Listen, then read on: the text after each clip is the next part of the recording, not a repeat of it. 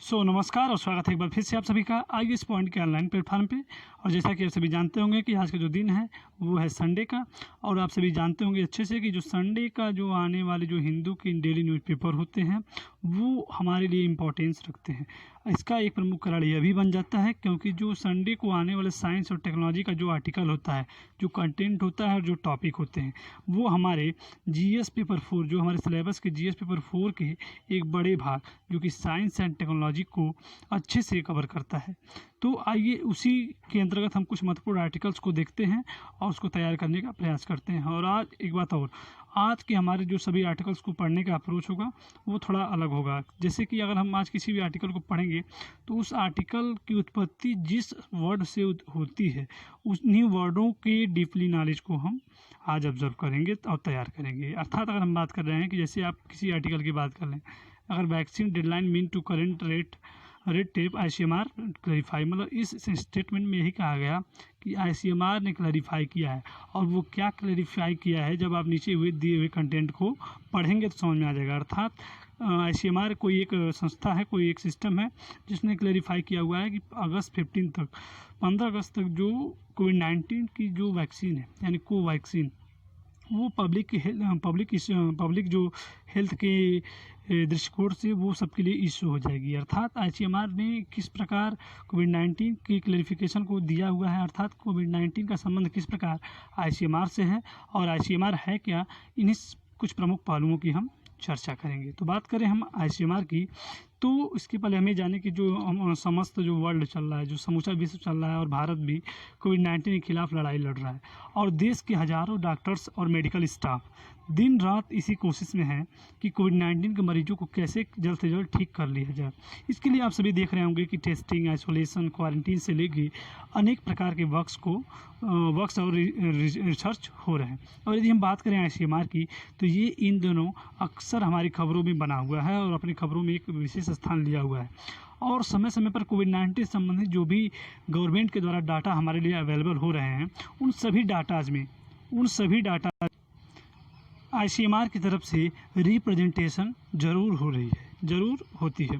तो आखिर में हम ये सोच सकते हैं कि आखिर आईसीएमआर है क्या, इसको हम समझते हैं। तो यदि हम बात करें आईसीएमआर की तो यह भारत ही नहीं बल्कि विश्व की सबसे बड़ी मेडिकल रिसर्च बॉडीज़ में से एक है।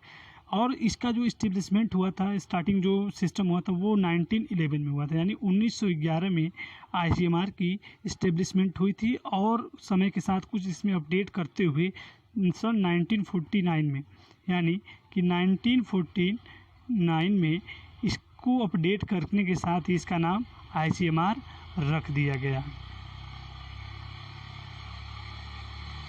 तथा यदि हम बात करें इसके हेडक्वार्टर की, इसके मुख्यालय की, तो वो है न्यू दिल्ली में, यानी न्यू दिल्ली में इसका हेडक्वार्टर है। और यदि इसके फंडिंग और वित्तीय सहायता की बात करें कि इसको फंडिंग कहाँ से होती है, तो वो होती है इंडियन गवर्नमेंट के हेल्थ मिनिस्ट्री के द्वारा, यानी जो भी फंडिंग होती है वो हेल्थ मिनिस्ट्री के द्वारा प्रोवाइड कराई जाती है। और हम सभी जानते हैं कि जो ये आईसीएमआर है ये विश्व के सबसे पुरानी आयुर्विज्ञान यानी मेडिकल रिसर्च काउंसिल में से एक है। आगे कुछ और पहलुओं की बात करते हैं आईसीएमआर से जुड़े हुए। जैसे अगर आईसीएमआर के हम उद्देश्य की बात करें, इसका प्रमुख उद्देश्य क्या है, इसका गोल क्या है, तो वो इसका गोल ये है कि जो भारत का प्रत्येक नागरिक है उन सभी को अपनी शोध और रिसर्च के द्वारा स्वस्थ और निरोग बनाना ही इसका प्रमुख उद्देश्य है। यानी आईसीएमआर का ये प्रमुख उद्देश्य है कि अगर कोई भी समस्याएं भारत में भारत में उत्पन्न होती है तो उन समस्याओं से संबंधित जितने भी रिसर्च होते हैं उन सभी को आईसीएमआर के इंस्ट्रक्शन पर ही कराया जाता है। जैसे अब हम बात करें कि इन सभी के अंतर्गत कुछ और बीमारियाँ जैसे कोविड-19 इस समय चल रही है, डेंगू, इन्फ्लुएंजा, मलेरिया, इबोला आदि का जो भी रिसर्च होता है वो सब भी आईसीएमआर के अंतर्गत भी होता है। इसलिए आईसीएमआर हमारे लिए और भी ज़्यादा इम्पोर्टेंट हो जाता है एग्ज़ाम के अप्रोच से। आगे देखते हैं और भी कुछ पॉइंट को देखते हैं। जैसे अगर कोविड-19 की समय टेस्टिंग होती है या फिर आइसोलेशन सिस्टम होता है, तो अगर टेस्टिंग की बात करें तो जितने भी लैब्स हैं उन सभी को स्टार्ट करने के लिए या फिर उन सभी लैब्स को जो परमिशन दिया जाता है वो आईसीएमआर के इंस्ट्रक्शन पर ही दिया जाता है। अर्थात हम कह सकते हैं जितने भी लैब्स टेस्टिंग के लिए बने हुए हैं उन सभी को आईसीएमआर की परमिशन ज़रूरी है लेना। अर्थात आइसोलेशन, क्वारंटीन और पेशेंट मॉनिटरिंग से जुड़ी सभी गाइडलाइंस ICMR के द्वारा ही जारी की जाती हैं। अर्थात ओवरऑल हम कह सकते हैं कि कोविड-19 जैसे पेंडेमिक के ऊपर जो भी रिसर्च और उसका जो भी एंटीडोट और वैक्सीन तैयार करने का जो प्रोसेस चल रहा है, वो सब भी जिसके अंतर्गत चल रहा है वही है ICMR। तो आप सभी समझ चुके होंगे कि ICMR की इम्पोर्टेंस क्या है और ICMR से जुड़े हुए कुछ प्रमुख तथ्यों को। तो आइए कुछ और भी टॉपिक्स को, कुछ और भी आर्टिकल से जुड़े हुए कुछ प्रमुख फैक्ट्स को देखते हैं। तो इस आर्टिकल में हम क्या देखते हैं, लिखा हुआ है नियरली 78% ऑफ कोविड-19 patients in India are under 50। किसने कहा? IDSP डाटा ने। तो IDSP डाटा के अंतर्गत ये कहा गया कि भारत में जितने भी कोविड-19 के पेशेंट हैं, जितने भी कोविड-19 से संबंधित पेशेंट हैं, वे सभी अंडर 50 यानी 50 की उम्र से कम है। वो कितने? 78%। यानी भारत में जितने भी कोविड-19 संबंधित केस हैं, उन सभी केसेस में लगभग 78% केस जो भी हुए हैं वो 50 से कम उम्र वालों के साथ हुए हैं। ये किस डाटा के अंतर्गत कहा जा रहा है? तो वो कहा जा रहा है IDSP डाटा के अंतर्गत। तो आज का हमारा जो यहाँ से पॉइंट पकड़ में आया वो ये है कि IDSP डाटा क्या होता है, यानी IDSP डाटा क्या है, इसके बारे में कुछ प्रमुख फैक्ट्स को समझते हैं। तो यदि हम बात करें IDSP डाटा की, तो इसका फुल फॉर्म होता है इंटीग्रेटेड डिजीज सर्विलांस प्रोजेक्ट, यानी एकीकृत रोग निगरानी कार्यक्रम। इसका जो फुल फॉर्म है। और यदि बात करें हम इसके कुछ प्रमुख बैकग्राउंड को, इसके फैक्ट को, तो इसका जो इस्टेब्लिशमेंट हुआ था वो नवंबर 2004 में हुआ था। वो नवंबर 2004 में इसकी इस्टेब्लिशमेंट हुई थी वर्ल्ड बैंक के साथ मिलकर। जितने भी रोग हैं, जितने भी सिस्टम हैं, उनमें उनकी टेस्टिंग के लिए। यानी अगर हम कहें तो जो भी डिजीज़ डेवलप होती है या फिर नई डिजीज़ हमारे इस कंट्री में डेवलप होती है या उत्पन्न होती है, जो भी समस्याएं उससे संबंधित होती हैं, उन सभी रोगों की जो भी इफ़ेक्ट है, उन सभी की बहुत ही फास्टिंग लेवल से जो जांच करने का जो सिस्टम होता है वही है IDSP। यानी जो इंडियन गवर्नमेंट ने सन 2004 में वर्ल्ड बैंक की सहायता के साथ मिलकर रोग के प्रकोपों की जो तीव्रता से जांच के लिए IDSP का गठन किया, IDSP की शुरुआत की। और यदि हम बात करें कि IDSP को बनाने का जो इंडियन गवर्नमेंट का प्रमुख उद्देश्य ये रहा कि जो भी भारत में हेल्थ संबंधित निगरानी है, उन सभी को सुचारू रूप से या स्ट्रांगली कवर किया जाए और मॉनिटरिंग की जाए उस सबकी। ओवरऑल हम कह सकते हैं कि ये एक वेब पोर्टल है। ये क्या है?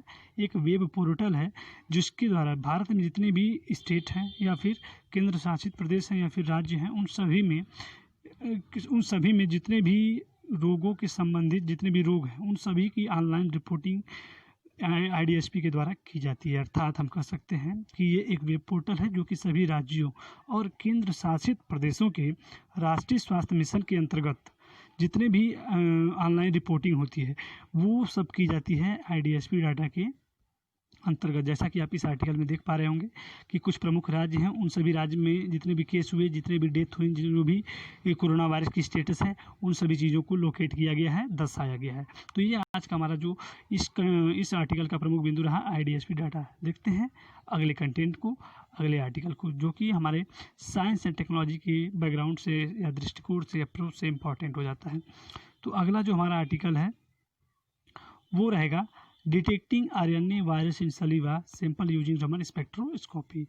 इस आर्टिकल में लिखा हुआ है कि डिटेक्ट किया जा रहा है RNA वायरस को in saliva sample using Raman spectroscopy, यानी कि रमन स्पेक्ट्रोस्कोपी की मदद से जो भी सलीवा है, सलीवा के सैंपल में यानी जो लार है उसके सैंपल्स में से RNA वायरस को डिटेक्ट किया जा रहा है। किसके द्वारा? रमन स्पेक्ट्रोस्कोपी के द्वारा। अब हमारे यहाँ से क्वेश्चन हमको ये उठना चाहिए कि रमन स्पेक्ट्रोस्कोपी क्या है। इंटर में आप लोग पढ़े होंगे कि स्पेक्ट्रोस्कोपी क्या है, तो उसको आज करना चाहते हैं। यदि हम बात करें कि इस आर्टिकल में क्या लिखा है, तो वो ये है कि इजराइल ने एक स्पेक्ट्रोस्कोपी बेस्ड कोई सिस्टम डिवाइस डेवलप किया है इजराइल ने, और इसके अंतर्गत वो कोविड-19 संबंधित जितने भी पेशेंट हैं उन सभी की टेस्टिंग कर रहा है। तो भारत ने भी इसी से रिलेटेड एक डिवाइस डेवलप कर लिया है। रमन स्पेक्ट्रोस्कोपी की मदद से वो भी कोविड-19 संबंधित जो भी केसेस होंगे उनको डील करेगा। तो ये स्पेक्ट्रोस्कोपी क्या है, इसको बड़े ही कम शब्दों में हम समझने का प्रयास करते हैं। यदि बात करें स्पेक्ट्रोस्कोपी की, तो वो फिजिक्स की वह ब्रांच है या फिजिक्स की वह शाखा है जिसमें किसी भी मटेरियल, किसी भी पदार्थ के द्वारा उत्सर्जित या फिर अवशोषित जितने भी इलेक्ट्रोमैग्नेटिक विकिरण होते हैं उन सभी के स्पेक्ट्रमों का स्टडी करता है। यानी स्पेक्ट्रोस्कोपी के अंतर्गत किसी भी मटेरियल के द्वारा उत्सर्जित या फिर अवशोषित जो भी इलेक्ट्रोमैग्नेटिक विकिरण होते हैं उन सभी के स्पेक्ट्रमों का स्टडी किया जाता है। तो ये स्टडी किसके अंतर्गत की जाती है? इस स्पेक्ट्रोस्कोपी के द्वारा। अब इस अध्ययन से इसके अध्ययन से हमें किसी भी पदार्थ के इंटरनल स्ट्रक्चर के बारे में पता चलता है। अर्थात हम ये कह सकते हैं कि किसी पदार्थ के आंतरिक जो संरचना है, उसकी आंतरिक संरचना क्या है, उसको पता करने के लिए ही स्पेक्ट्रोस्कोपी डिवाइस का या फिर इस पद्धति का यूज किया जाता है। यानी ओवरऑल हम ये कह सकते हैं कि विकिरण और मटेरियल के बीच हुए जो इंटरेक्शन होते हैं, किसी भी विकिरण और कोई भी मटेरियल हो, उनके बीच जो इंटरेक्शन होते हैं उन सभी के अध्ययन को ही स्पेक्ट्रोस्कोपी कहते हैं। यानी किसी भी मटेरियल और विकिरण के पदार्थ के विकिरण और किसी भी मटेरियल में जो भी इंटरेक्शन होते हैं उन सभी के अध्ययन को ही स्पेक्ट्रोस्कोपी कहते हैं। अर्थात spectroscopy is a tool for detecting and monitoring for कोविड-19। यानी कोविड-19 को से संबंधित जो भी समस्याएं हैं उसको डिटेक्ट करने का जो डिवाइस है वही है स्पेक्ट्रोस्कोपी। तो ये हमारे आर्टिकल का एक कुछ प्रमुख हेडलाइन थी, उसके बारे में हमने जाना। आते हैं अगले आर्टिकल्स की तरफ, जिसके कुछ प्रमुख बिंदुओं को देखते हैं और समझने का प्रयास करते हैं। अब इसमें देखते हैं a sponge like single cell ancestors. Ancestor मतलब होता है पूर्वज, यानी कुछ इसमें पुरानी बातों को ऐड किया गया, उनके बारे में चर्चाएं की गई। तो इसमें हमारा जो चर्चा का प्रमुख विषय बन सकता है, जो हमारे एग्जाम के दृष्टिकोण से इम्पॉर्टेंट हो सकता है, वो ये है कि ग्रेट ऑक्सीडेशन इवेंट। ये टॉपिक हमारे लिए इम्पॉर्टेंट हो सकता है क्योंकि कई बार हमारे जो यूपीएससी का जो सिलेबस है इसके अकॉर्डिंग रेलिवेंट हो सकता है और इस पर नोट्स लिखने के लिए आ सकते हैं। तो ग्रेट ऑक्सीडेशन इवेंट जो होता है यानी GOE, इसकी क्या सिस्टम है, इसकी क्या घटना है, इन सभी बातों का हम अध्ययन करते हैं। तो यदि हम बात करें इसमें क्या ये कौन सी इवेंट है, क्या घटना है, तो इस घटना के जो घटित होने का जो प्रमुख कारण होता है वो पृथ्वी के वायुमंडल में जो मुक्त ऑक्सीजन होते हैं, जो फ्री इंडिपेंडेंट जो ऑक्सीजन होते हैं, उनकी उपस्थिति के कारण जो घटना घटी वही कहलाती है ग्रेट ऑक्सीडेशन इवेंट। यानी कि हमारे वायुमंडल में पृथ्वी के जो फ्री ऑक्सीजन थे उनकी उपस्थिति के कारण जो घटनाएं घटी उसी को हम लोग ग्रेट ऑक्सीडेशन इवेंट कहते हैं। और कहा जाता है वैज्ञानिकों के द्वारा कि इसी घटना के कारण ही इस पृथ्वी पे जीवों की उत्पत्ति होती है। इस बैकग्राउंड से ये जो आर्टिकल है हमारे लिए इम्पोर्टेंट भी हो जाता है। तो बात करें यदि हम कि पृथ्वी के वायुमंडल में जो मुक्त, अभी हम पढ़े कि पृथ्वी के वायुमंडल में जो मुक्त ऑक्सीजन होता है उसी की उपस्थिति के कारण ग्रेट ऑक्सीडेशन की इवेंट हुई। और इस आर्टिकल के अंतर्गत लगभग ये बताया जा रहा है कि जो लगभग 2.7 बिलियन वर्ष पहले पृथ्वी से जो टकराने वाले सूक्ष्म जो उल्कापिंड थे उनके नमूनों के आधार पर ही जो स्टडी किया गया उसी को हम लोग ग्रेट ऑक्सीडेशन इवेंट के अंतर्गत पढ़ेंगे। अर्थात यदि हम बात करें कि कुछ अध्ययन के अनुसार यह पाया गया कि हमारे ग्रह के शुरुआती वातावरण में CO2 की मात्रा जो थी अधिक थी, हमारे ग्रह पे CO2 की मात्रा जो थी अधिक थी, और हम जानते हैं कि नाइट्रोजन की मात्रा सबसे अधिक है। और यदि हम बात करें ग्रेट ऑक्सीडेशन इवेंट की तो माना जाता है कि पृथ्वी के एटमॉस्फेयर में जो मुक्त ऑक्सीजन थे, जो इंडिपेंडेंट ऑक्सीजन की जो प्रेजेंटेशन थी उसी के कारण यह इवेंट हुआ। और यह इवेंट जो है ऑक्सीजन उत्पन्न करने वाला यानी ऑक्सीजन को प्रोड्यूस करने वाले साइनोबैक्टीरिया के कारण संभव हो पाई। यानी हम ये कहें कि जो ऑक्सीजन वो उत्पन्न हुए वो किसके कारण? साइनोबैक्टीरिया कारण।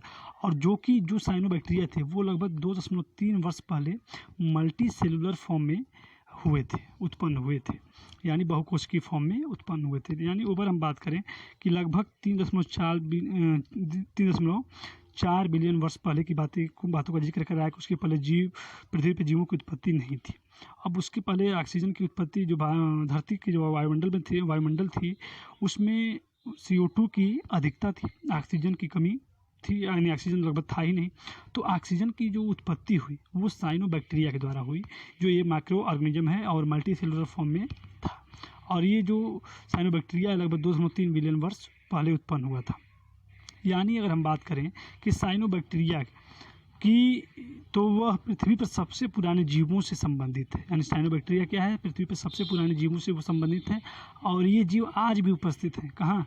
महासागरों और गर्म क्षेत्रों में। यानी ये जो साइनोबैक्टीरिया है महासागरों और गर्म क्षेत्रों में आज भी मौजूद हैं। इस प्रकार हम कह सकते हैं कि जो साइनोबैक्टीरिया है इसी की वजह से पृथ्वी पर जीवों की उत्पत्ति हुई, क्योंकि साइनोबैक्टीरिया ने प्रोड्यूस किया किसको? ऑक्सीजन को, और ऑक्सीजन के द्वारा हमारे पृथ्वी पे जीवन संभव हुआ। तो ये ग्रेट ऑक्सीडेशन इवेंट जो इस धरती पे हुई, यानी ऑक्सीजन की जो उत्पत्ति का जो प्रोसेस हुआ, उसी को हम लोग इस आर्टिकल के अंतर्गत स्टडी करेंगे और पढ़ेंगे। तो ये रहे हमारे कुछ महत्वपूर्ण आर्टिकल आज के, जो हमारे साइंस एंड टेक्नोलॉजी और द हिंदू से रिलेटेड थे, संबंधित थे और इम्पोर्टेंट थे। तो इसको आप सभी लोग नोट कर लीजिएगा या फिर समझ लीजिएगा अच्छे से, जिससे आपको लिखने में या इसके प्रति नोट बनाने में सहायता प्राप्त होगी। तो हमने आज के कुछ महत्वपूर्ण आर्टिकल के सेंट्रल आइडिया को समझा, तैयार किया और एनालिसिस किया। तो अगले दिन फिर मिलेंगे कुछ नए आर्टिकल्स के साथ। तब तक के लिए धन्यवाद, नमस्कार।